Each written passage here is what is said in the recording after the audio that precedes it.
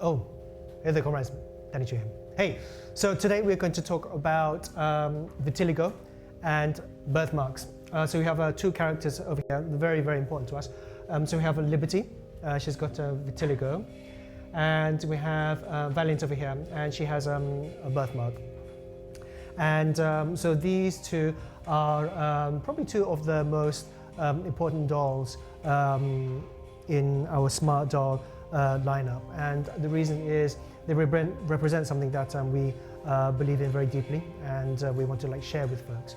So they are like folks with birthmarks or vitiligo, and if you have a look on YouTube and so on, you hear stories about like folks trying to like cover up their skin conditions. So I've got like a birthmark over here, and so when I was filming the Culture Japan season 1 and season 2, our makeup artist, our director said that I should cover this up. So I kind of like left it to them to like do their thing. And looking back, it's something that I really shouldn't have done. And the reason is, if you think about it, the birthmark is being covered up for the sake of other people.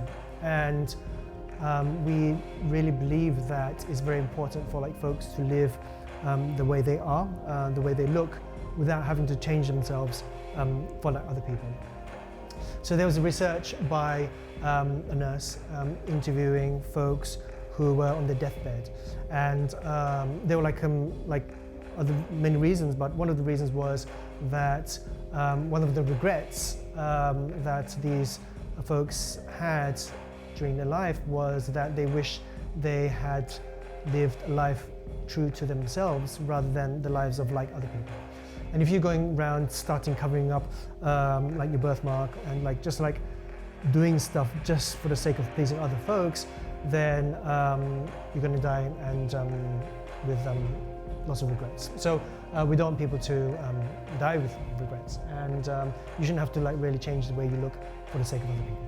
But so that's what these two girls represent.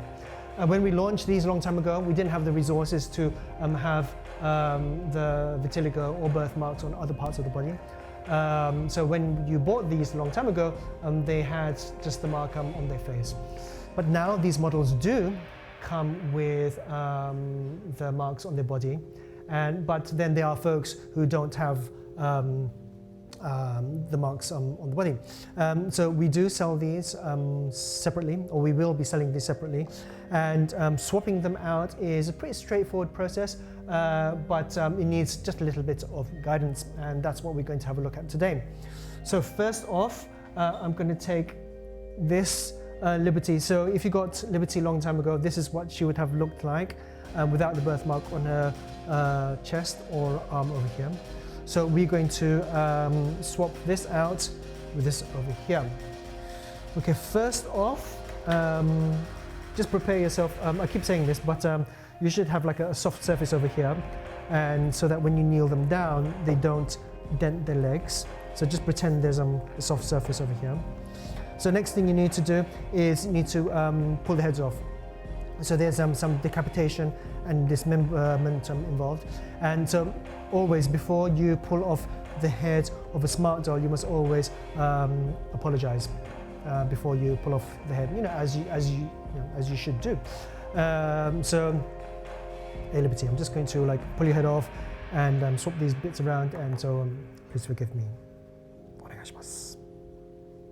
Okay, so if you didn't see that, she nodded really quickly, and most people won't notice it, but they do nod. And so that's a sign when you're okay to like pull the head off, okay? So when you pull the head off, anytime you're handling the head, you must always make sure not to poke the eyes, because poking the eyes and pulling the head off, then they may get a bit annoyed.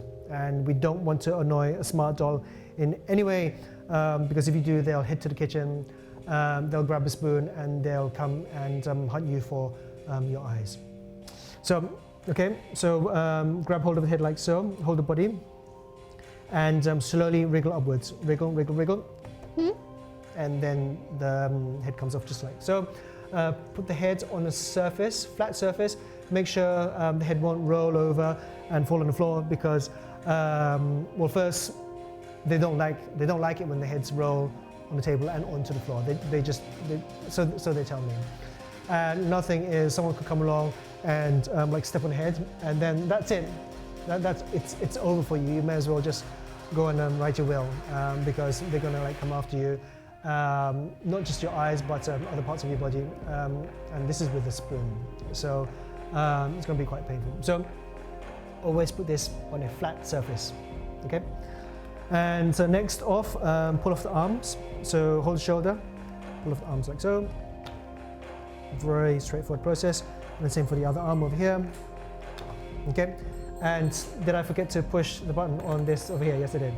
So I'm going to presume that I've been rambling on for 4 minutes or so. So I can keep track of time. I'm going to remove the bus like so. And I'm actually going to leave that there. And then, so replacing the bus, very straightforward. Just plonk that on like so. Okay. And actually, let me pull up the sports bra like this. Okay. Now the arm is not so straightforward. So at the moment, it's only on the upper left arm.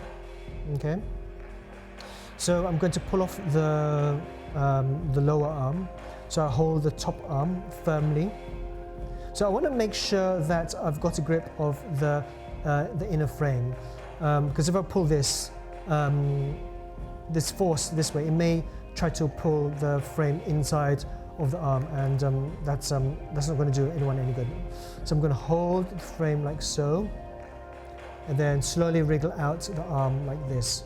Wriggle. So again, when you try to insert or pull out a part, always wriggle instead of like pulling out straight away. So wriggle like so, just like that. Okay. Right, I need to pull out the frame from here, and if I try to do so like this, then I risk splitting the shell over here. So what I'm going to do is grab a hairdryer, then heat up the top of the arm, and at the same time we push down to see whether it's squishy enough to pull out the frame. That's good enough. So out comes the frame like so. Then now I need to heat up this part. Again, if I try to force this in, I may end up splitting it. So let's heat this up over here. Okay, that looks good. And then insert the frame like so. Okay, now I want to put on, so it's a little bit dark in here. I don't know whether you can see it, but there's a little socket inside which this goes into, okay? And so what I'm going to do is I'm going to, so some folks, they do it like this, some folks, they do it like this, but it really depends on how comfortable you feel in inserting this. I'm going to try like this today. So I'm going to wriggle in to the hole ever so slowly. Oops, oh, there you go, okay? And then just like wriggle in. So it may take you a while to get that in, but it will go in eventually. Okay, and there you go. Now, if you see any like grease or like shiny, like some sort of like liquid or grease like seeping out, that's because the joints are actually greased. So all you need to do is grab a bit of tissue, just wipe the joints, and there you go. Alrighty. Okay, next off is put this back in. So there's a joint over there, the socket over here. And so I just like grab hold of the shoulder and then push this in. Simple. Okay. I'm going to do the same for the other side, like so. Okay, and that's done. And then hopefully by now your smart doll would have forgiven you. So put the head on. So before you put the head on like so, you have to make sure that you don't get any of the fibers like stuck between the neck and the socket. So use your hand to like push back the wig like so, and put the head on. And then you wriggle on like this. Okay, and that's it. So the stand over here. So straighten out the legs, stand, as always, it's you don't push it in all the way, just like leave a little gap over here. Pull down the stand, and let's give her a pose. Let's give her a nice pose. And yeah, she looks. I think she looks great. I do need to mention, so there are some folks who they don't have a hairdryer. So if you don't have a hairdryer, you can use hot water. Please be careful not to burn yourself. And if you do use a hairdryer, don't burn yourself or like a nearby friend. Yeah, it's not nice to like burn yourself. And if you don't have hairdryer or hot water, then you can use some cup noodle. I hear Nishin, they make like a nice cup noodle. So your doll may end up smelling like cup noodle afterwards, which can be quite bad, but depending on the flavor, right? I mean, if you're into like curry, there's like they do like a curry flavor cup noodle in Japan, and so if you want them like smelling like curry, or there's like a laksa, Singapore laksa flavor, seafood flavor. There's like a tomato flavor as well. So yeah, depending on like what you like, you can just dip it in like some cup noodle. Although I'm not too sure about eating it after you've dipped this in. I don't know whether the vinyl would be like good for you. And you may dip this in the cup noodle and forget that's actually in there and actually end up eating it. And then you're like, you go back to like work on your smart doll and go, oh my God, I've like eaten her arm. And so I don't know, maybe cup noodle is maybe not such a good idea actually. Anyway, okay, I think that's about it for now. So the process is going to be exactly the same for Valiant over here. And at the moment we only have the small bust with a birthmark. Who knows, like in the future, if we have like enough resources, we may have marks on like other parts of the body, but probably not anytime soon. Okay, that's about it. I thought I'll keep this video really short because there's a ton of like other videos to make, and I guess that's about it. Okay, thanks a lot for watching. Bye.